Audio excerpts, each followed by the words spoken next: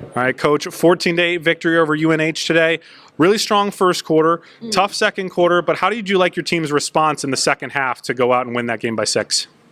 I mean, I want to give them credit for responding, but frankly, they never should have fallen off. So there were bits and pieces that were awesome, but I thought there were bits and pieces that were really, really sloppy. Like, we're lacking a little bit of discipline the last couple games, and we got to tighten it up. We got to tighten all that up.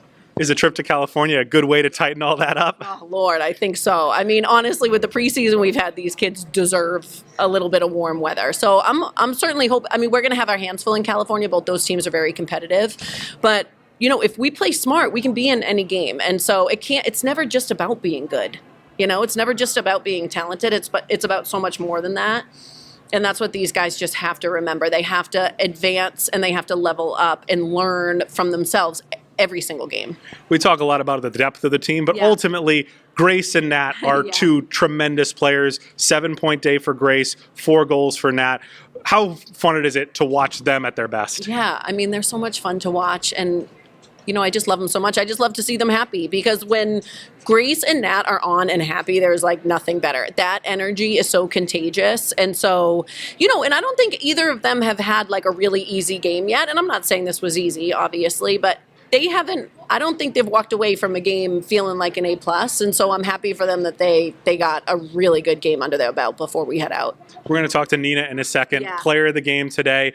Just always seems to get big, even though she's tiny, get big when she needs to make a stop. And there were a number of times UNH made a run and she seemed to shut the door on them. Just what can you say about her ability to come up with a big save at a big time? Totally. I can't say enough about Nina. Like, I'm her biggest fan. And I think Nina made like 5 saves today that she has no business making. And then if those turned into goals, how different a game that would have been, you know? And I just trust that, like, I feel like every game I walk into, I got a better goalie. You know, she's special. She's really talented.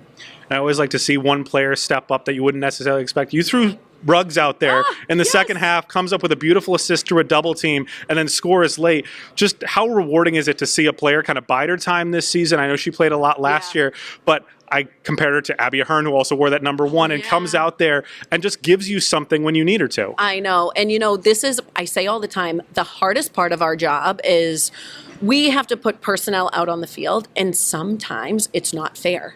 Like, I try so hard to be as fair as possible, and sometimes these kids can do everything right.